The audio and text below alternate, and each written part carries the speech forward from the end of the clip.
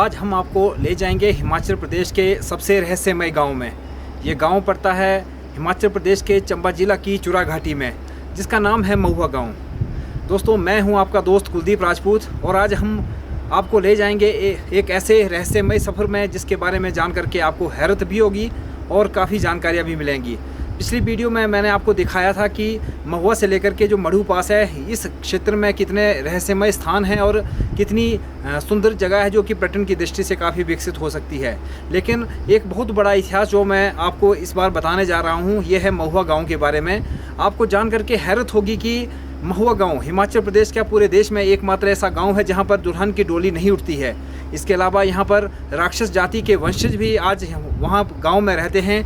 वहीं उस मंदिर में नाग देवता का एक ऐसा अद्भुत मंदिर है जिसके बारे में जान करके आपको हैरत होगी। वहां पर आप जान करके हैरान होंगे कि महुआ गांव में जो घर से बाहर लोग नाच नहीं सकते हैं। महिलाएं जो हैं वहाँ की लाल वस्त्र पहन करके बाहर नहीं निकलती या जहाँ पर मंदिर स्थापित है उस क्षेत्र में जा नहीं सकती। लेकिन महुआ गांव के बारे में इतना इतिहास जानने के लिए और ये सब कुछ समझने के लिए आपको मेरे साथ महुआ गांव जाना पड़ेगा। तो चलिए चलते हैं महुआ गांव में और जानते हैं कि क्या है वहाँ के रहस्य। सबसे पहले मैं आपको अपने ट्रैक की जानकारी दूंगा कि हम किस ट्रैक से होकर के जाएंगे और कहाँ कहाँ जाएंगे। तो आप ये सामने देख सकते हैं, ये सड़क है आगे। ये कम से कम 3 किलोमीटर जो है हम गाड़ी में जाएंगे सड़क पर और यहाँ से आगे जो है पैदल रास्ता शुरू होता है। सबसे पहला गाँव आता है यहाँ पर भराड़ी के बाद मढ़ोटू के बाद जो है भुलेन और भुलेन के बाद मासरोट और अंत में जो सबसे अंतिम गांव है वो महुआ है। महुआ गांव अभी दिखाई नहीं दे रहा है क्योंकि बिल्कुल इसके बीच में है और यहाँ पर आज रात का जो हमारा सफ़र है यहीं तक रहेगा।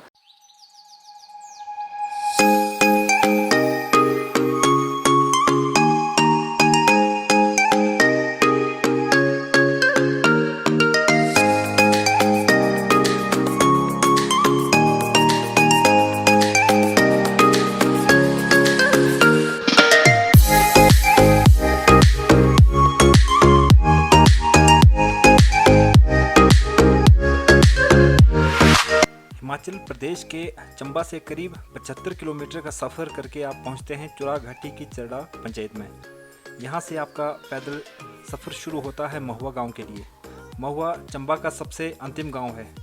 जैसे ही आप चरड़ा बस स्टैंड से अपना पैदल सफ़र शुरू करते हैं तो आपको पहला गांव मिलेगा भराड़ी।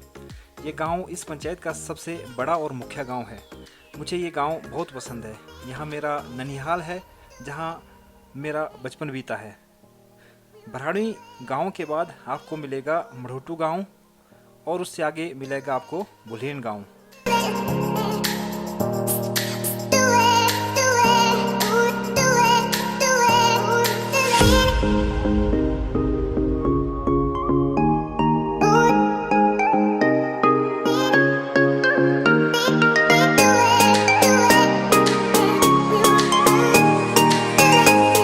महुआ गांव हिमाचल क्या भारत और विश्व के सबसे रहस्यमय गांव में से एक है।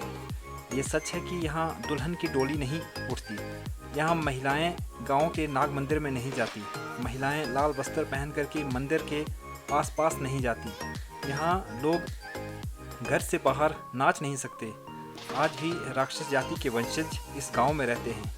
क्यों है ये गांव इतना बड़ा रहस्यमय, ये जानने के लिए आपको हम सीधे ले चलेंगे आज उस गांव में।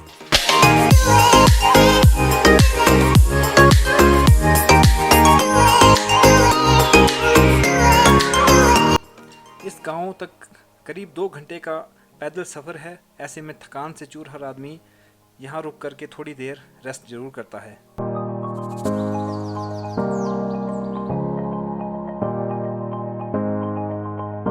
अभी हम जिस स्थान पर हैं इस स्थान को मढ़ोटू कहते हैं।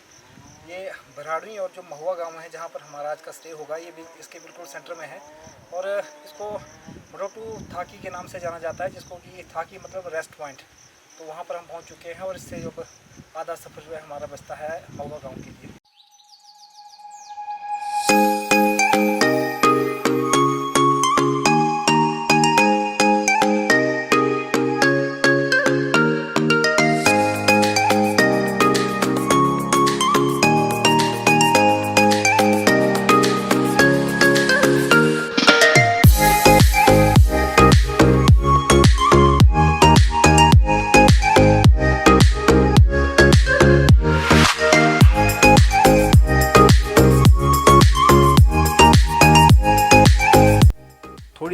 विराम के बाद अब हम चल पड़े हैं महुआ गांव के सफ़र पर। हमारी मंजिल बस अब आने ही वाली है।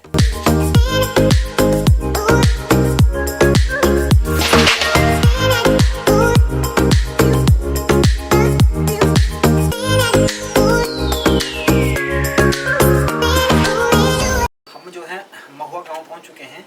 ये गांव जो है हमारे चंबा जिला का सबसे अंतिम गांव है और उसके बाद जो है लाहौल स्पीति का क्षेत्र पड़ता है।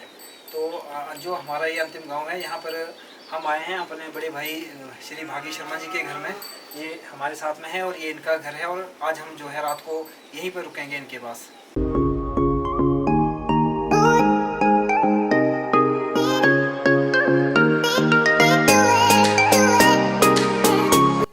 महुआ गांव को दिखाने से पहले हमने तय किया कि सबसे पहले नाग मंदिर में जाएंगे और वहां नाग देवता का आशीर्वाद लेंगे।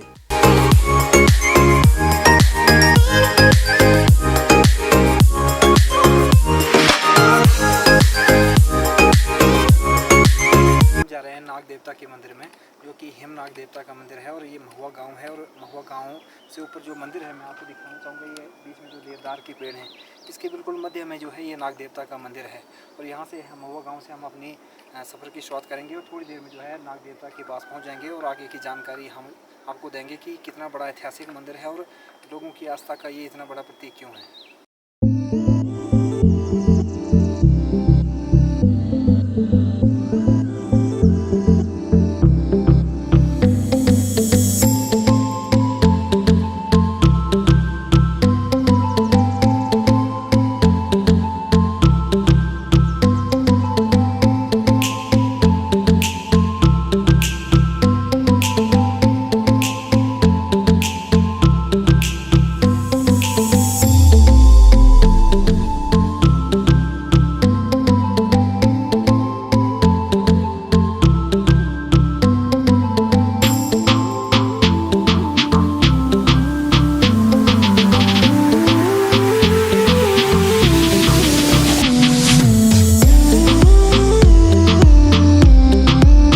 नाग देवता के प्रति लोगों का अटूट विश्वास है। गांव के साथ देवदार पेड़ों से घिरा हुआ नाग देवता का बहुत ही खूबसूरत मंदिर यहाँ पर बसा हुआ है।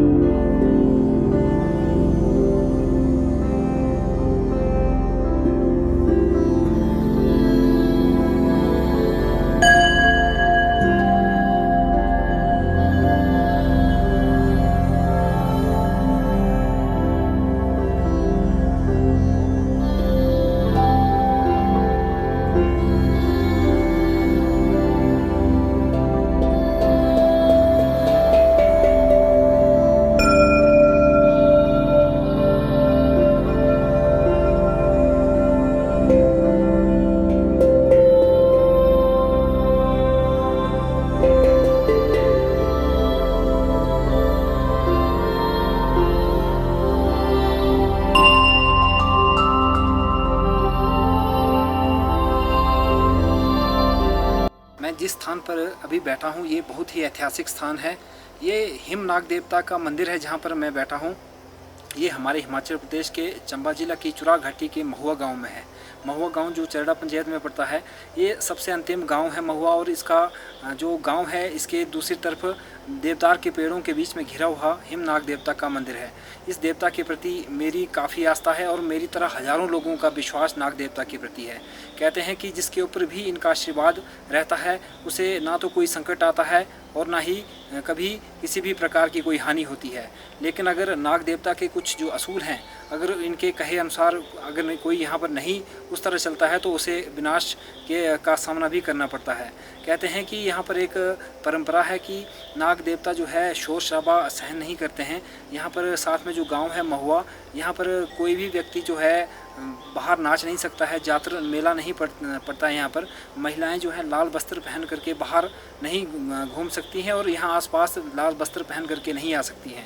इसके अलावा जब भी यहाँ पर शादी होती है तो दुल्हन जो है डोली में नहीं जाती है, क्योंकि एक परंपरा है कि नाग देवता जी उससे रुष्ट होते हैं और महुआ से लेकर के नीचे देहरी गांव तक जो है दुल्हन को जो है पैदल ही आना जाना पड़ता है, इसलिए वहाँ पर वो डोली में बैठ करके नहीं आ सकती है।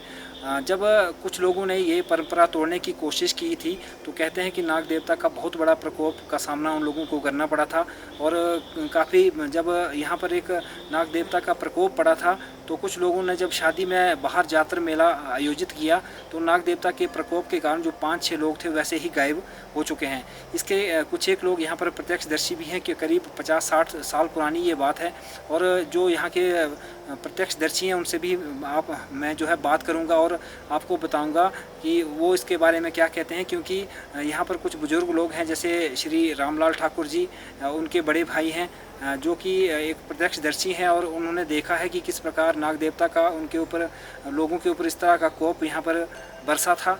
तो नाग देवता के प्रति काफ़ी आस्था भी है लोगों की, क्योंकि कहते हैं कि अगर कोई सच्चे मन से यहाँ पर कोई भी मन्नत मांगता है तो नाग देवता कभी भी उन्हें निराश नहीं करते हैं।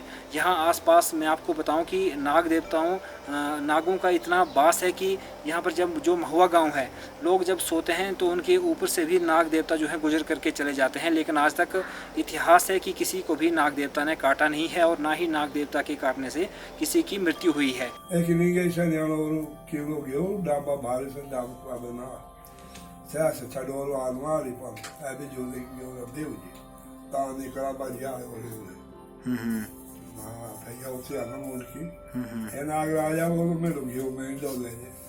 दो प्राणी ना किलो घेऊ पाडू मुश्किल तो पियानो ना केरे साही गया डाबा में गया वो के सामने झोले गया और भ्यागा खड़ा उठा कीड़ा। अच्छा, कोई घट सवा अच्छा, बेड़ा के त्या वो तक हिलो सामान। अच्छा, फिर 2 बार जंगा पलेटिया मिल गया। अच्छा, और पर बाबा छोड़ की गया।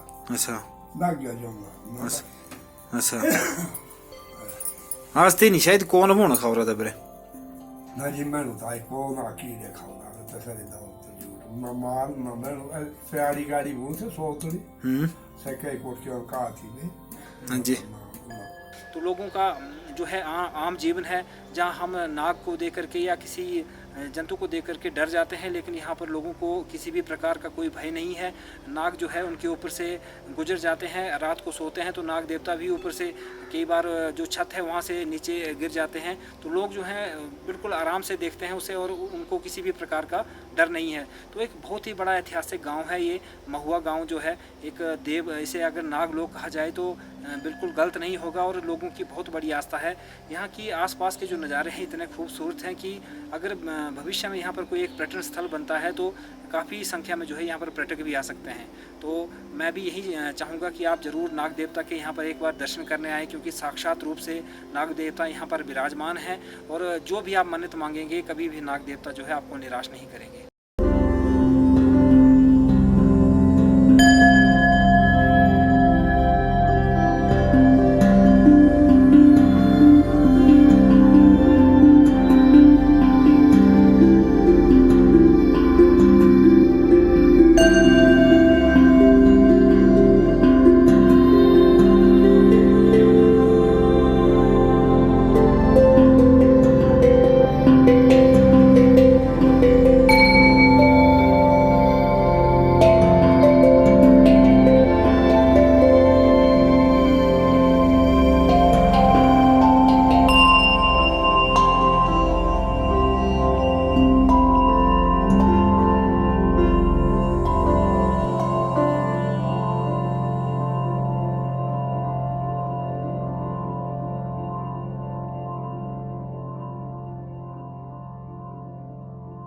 जो सामने दिखाई दे रहा है ये महुआ गांव है, जो कि हमारे चंबा जिला का अंतिम गांव है। इसका एक बहुत बड़ा इतिहास है। आपको जान करके हैरत होगी कि जो महुआ गांव है यहाँ पर राक्षसों के अभी भी वंशज रहते हैं और बिल्कुल हमारी तरह जो आम लोग होते हैं उनकी तरह भी सामान्य दिखते हैं, लेकिन कहते हैं कि इनके वंशज राक्षस थे और इनका एक बहुत बड़ा इतिहास है, जिसके बारे में हमारे जो साथ में गांव के कुछ बुजुर्ग हैं वो भी बताएंगे इसके बारे में कि ये कैसे यहाँ पर स्थापित हुए और इनका क्या इतिहास है। और किस प्रकार जो राक्षस थे हमारे आम लोगों के साथ मिलकर के यहाँ पर रहते थे।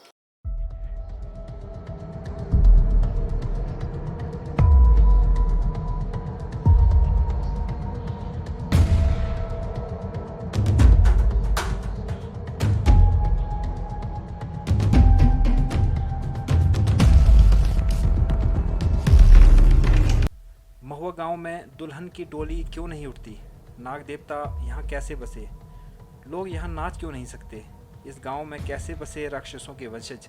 ये जानने के लिए हम मिले गांव के सबसे बुजुर्ग और जानकार श्री रामलाल ठाकुर और उनके बड़े भाई श्री गुसाऊ ठाकुर से, जिनकी उम्र 75 से 80 साल से भी ज़्यादा है। जानिए उन्होंने क्या कहा इसके। ये गांव बहुत पुराने समय का बसा हुआ है। इसमें ऐसे लोग रहते थे जो कि पुराने वस्त्र पहनते थे, जो राजों के टाइम के थे, चोड़ा लगाते थे, जो चूड़ियाँ वाला पजामा वो स्त्रियाँ लगाती थी, और मर्द जो थे वो लंबे लंबे चोड़े लगाते थे। लेकिन बाद में जैसे सरकारों का परिवर्तन होता रहा, विकास की क्रांति आती रही, उसी प्रकार इस जैसे हर इलाके में विकास होता रहा और परिवर्तन होता रहा है। इस वक्त ये गांव बहुत काफ़ी दूर दराज में है, बसा हुआ है, जिसकी बाउंड्री, जिसका क्षेत्र लाहौल पांगी से मिलता जुलता है और यहाँ पर काफ़ी बर्फ पड़ती है। लेकिन सरकार की दृष्टि से भी ये गांव वंचित रहा है, क्योंकि यहाँ पर आने जाने की भारी कठिनाई है, सुविधा कोई नहीं है। अगर कोई व्यक्ति किसी समय भी बीमार हो जाता है तो उसे पीठ में उठा करके या पालकी में डाल करके चंबा ले जाना पड़ता है। नाग देवता का काफ़ी खूबसूरत मंदिर है आपके यहाँ महुआ गांव के साथ में जो है, तो ये नाग देवता यहाँ पर कैसे बसे? ये बसे हैं कि ये जम्मू से आए जी। ये जम्मू से आए तो ये कई जगहों पर जहाँ पर इन्होंने विश्राम किया वहाँ इनके मंदिर है। वहाँ से उन्होंने उड़ान भराड़वी में किया, भराड़वी में मंदिर है, भराड़वी गांव में इसका मंदिर है। उसके बाद इनका उड़ान यहाँ हुआ, जैसे वो धोन यहाँ बैठा वही उसका मंदिर बना जी। लोगों की काफी आस्था है इस मंदिर के प्रति। काफी आस्था। कहते हैं कि जो भी सच्चे मन से यहाँ पर मान्यत मांगता है तो उसके नाग देवता जो उसकी मान्यत पूरी करते हैं। जी हाँ, ये लोग जो अगर सच्चे दिल से अगर इसकी मानता पूजा करे तो जो अपने आप दिल में आशा रखते हैं वो सभी आशाएं जो है उसकी कृपा से पूरी हो जाती है। नाग मंदिर है जी, वो कैसा था कि थोड़ा एक थापना थे महुए प्रांत। अच्छा। जिस मौके से कह जीमी 18 बीघे जीमी थे, तैसे बैनी माज 18 बीघे जीमी थे, 18 हर दांत धपे उड़े, 18 खौड़ियारी, 18 दांता में तो यो थे बातें बनाते। तो कोई चुरहैया गेवरा था भद्रवा। अच्छा। भद्रवा के ना ये। अच्छा। तो मेढ़ा यो तो बैनी गे धोन नला तुझे घोड़ हटा चल अतर कबीर सक्यों धोड़ घाड़ी बनाकर धूप जारो ताते ने चुराई बोलो यार असने नाग वजह तो थे तलवार है बोलो तुम्हारे नाग को इतनी शक्ति है तो लेके लगा। अच्छा। धोड़ धूप भक हो गए तो उड़ गए। अच्छा। वो भद्रवा कना शिकारी तसे जगह थी जेठे मंदरा ना गेरा तटे तो दांत पड़चे तो महाराज मर्द ग्रह के तो जिन्हें सूरू की बात से चादरू यही पेड़ी थी। अच्छा। तो चेंदी ने सूरू हुई से वो में लाई दिन। अच्छा। फिर मेरा मावड़ा मजे आँख निकला बोलो। अच्छा। तो उन्होंने ग्रहण भाई को करी। अच्छा। तेरी सारे पाठेरे तेरी छोटी की मावा शासन ऐसे ये भी छड़ दिया। अच्छा। इन्हें भी डंगे लगो तो मावा शासन आज गुरु करी बड़ी बीमारी बहुत ही मावा नहीं। अच्छा। यहाँ पर परंपरा है, कहते हैं कि जब शादी होती है तो जो लड़की है उसको डोली में बिठा कर नहीं ले जाते हैं बल्कि पैदल ले जाना पड़ता है। तो इसका क्या कारण है कि मतलब जो दुल्हन है उसको जो है डोली पर बिठा करके नहीं ले जाते हैं? इसका कारण यह रहा कि पूर्व समय में जब इस गांव में लोग रहते थे तो यहाँ आने जाने की सुविधा बहुत कम थी, और इस गांव में अब लोगों को उस वक्त जो पूर्व लोग थे उनका कहना है कि यहाँ से एक नाग देवता जो जम्मू कश्मीर से उड़ करके यहाँ आया था, और लोग उस वक्त यहाँ किसान खेती बाड़ी कर रहे थे। जब नाग जी का यहाँ पर एक धूड़ कहते थे अपनी भाषा में, जिसमें हम धूप दुखाते थे, वो उड़कर यहाँ आया तो स्त्रियाँ क्या पुरुष क्या दोनों कांपने लगे। कांपने के बाद उस वक्त एक पुरुष उसमें चेला नाम का निकला, जिसने सबको शांत किया। शांत करने के बाद इस गांव की ये परंपरा रही है और नाग देवता की ये आदर्श रहा हमारे गांव में कि यहाँ पर जो भी विवाह शादी इत्यादि होगी उसमें पालकी इत्यादि का कोई भी प्रावधान नहीं किया जाएगा। डोली के सवाए पीठ में उठा करके लड़की को यहाँ से विदा किया जाता है। एक सुनने में आया था कि काफी समय से जो आपके बुजुर्ग थे उन्होंने इस परंपरा का निर्वहन भी किया, लेकिन कहते हैं कि एक बार इस परंपरा को जो है तोड़ने की कोशिश की थी और जिसकी वजह से काफी लोगों को भुगतना भी पड़ा था। कुछ उसके बारे में बताएंगे? और यहाँ तक भी लोगों की सुनने में आया है कि आप जो है उसके प्रत्यक्षदर्शी रहे हैं। जी हाँ, एक बार यहाँ पर इस गांव के साथ गांव लगता है, उस गांव में एक शादी हो रही थी। शादी में मैं भी वहाँ था, लेकिन जब लोगों का कहना था कईयों का कि हम जातर नाम का जो चुरा का एक विशेष वो है, क्या कहते त्योहार है, नाटी है, तो वो नाटी चल रही थी।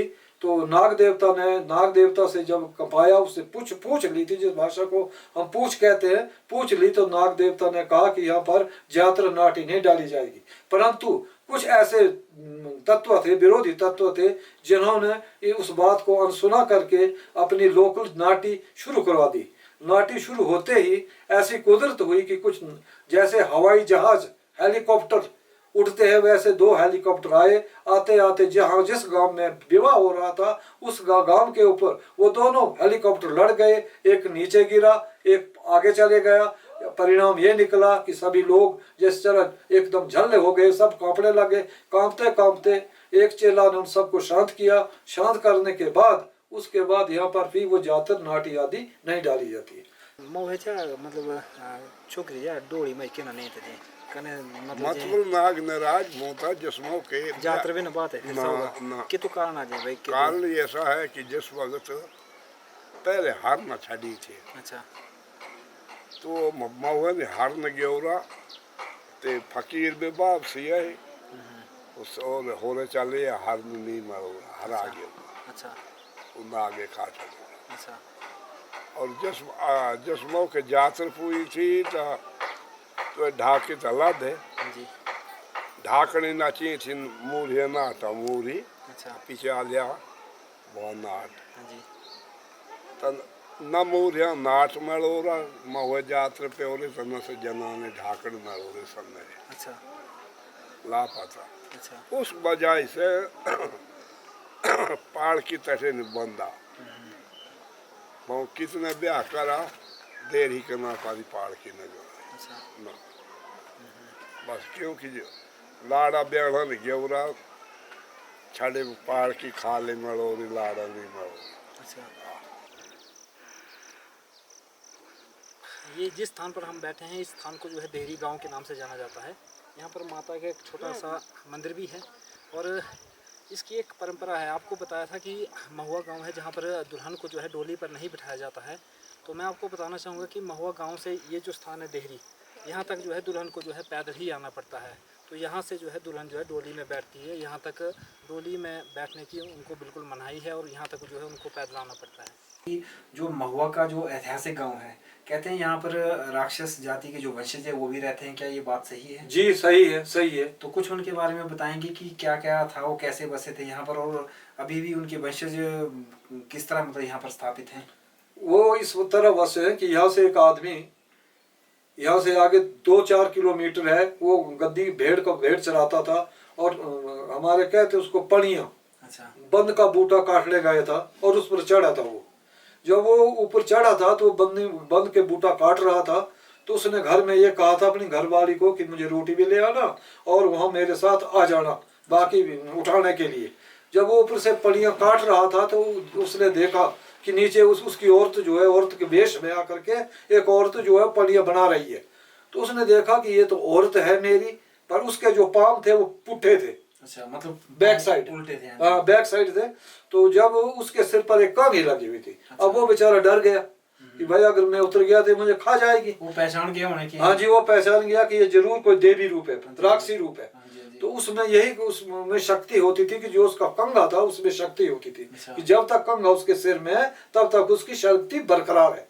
लेकिन उसने ऐसी चाल चाली कि भाई आप अभी नीचे मैं उतर रहा हूँ लेकिन मैं उतर नहीं सकता, आप मेरे उतरने के लिए अपना ये क्या कहते हाँ ये मुंड मुंड कुछ बोलते हैं कंधा। कंधा। मैं अपना कंधा आगे करो ताकि मैं नीचे उतराऊं। उसने कंधे पे पैर रखा और जब वो उतरने लगा उसने कांगी को उठा लिया और कांगी लेकर के उसने अपने जेब में डाल दी। जब कांगी जेब में डाली तो वो औरत बन गई। उसकी जितनी छवियां थी, शक्तियां थी, वो सब खत्म हो गई। तो उसने कहा कि अब मेरी शक्तियां तो तूने ले ली, अब तू मेरे साथ शादी कर ले। फिर वो घर औरत बना के घर लाया। उसके वंशज उनके बच्चे भी हुए, फिर उनके बच्चे हुए जी। उनके बच्चे हुए। फिर काफी दिन तक वो वंशज चलता रहा। अब उनका वंशज है यहाँ पर। है। हाँ जी। कितने परिवार हैं अभी तक? वो 3-4 परिवार है। 3-4 परिवार अभी भी है। तो अब तो मेरे ख्याल हमारी तरह आम लोगों की तरह लगते होंगे। हाँ हम तो आम है जी सर। अच्छा बिल्कुल आम। उनकी शादियों में ख्याल लोकल उसमें हो गई, तो उसकी वजह से फिर आम हो गए उन्हें। हाँ जी, हाँ जी। तो यहाँ पर जैसे कोई घर बनाते थे उस टाइम, एक लकड़ी का बहुत बड़ा, जो जिसको हम अपनी बोली में नास बोलते हैं। हाँ जी, हाँ जी। तो यहाँ पर काफी बड़े बड़े नास भी हैं घरों में। तो बोलते थे कि भाई मेरे ख्याल उस राक्षस वंशज ने लाए थे कि वो राक्षस वंशज ने जी, मतलब जिस प्रकार हम लाठी लगाते सोटी लेते, उसी प्रकार सोटी के हिसाब से वो नास को उठाते थे। मतलब जैसे हम लाठी लेकर के चलते थे उस तरह। हाँ जी, हाँ जी। वो नास को उस तरह उठाते थे। वो है अभी यहाँ पर है गाँव में? बिल्कुल है जी। हाँ जी है जी। मतलब चलो दिखाएंगे, हम उनको भी दिखाएंगे जो इन्होंने बताया कि जो नास जो एक लकड़ी का बहुत बड़ा जो हिस्सा होता है जो घरों में लगाते हैं। और बताते हैं कि उन जो राक्षस जो थे यहाँ पर, उन्होंने जो है एक लाठी की तरह उसको पकड़ करके वो लाए थे और वो अभी तक भी यहीं पर हैं। और कुछ एक हम आपको दिखाएंगे भी। ये आप देख सकते हैं कि इसको जो है हमारी स्थानीय बोली में नास कहा जाता है। कहते हैं कि ये इतना बड़ा जो चौड़ा नास है, क्योंकि काफ़ी इसकी चौड़ाई है, इतना बड़ा जो चौड़ा नास है ये राक्षस जाति के लोगों के द्वारा जो है महुआ में लाया गया था। तो काफ़ी कम ऐसे नास देखने को मिलते हैं। और कहते हैं कि एक जो लाठी थी वैसे बना करके जो है उन राक्षसों ने इस नास को यहाँ पर लाया था।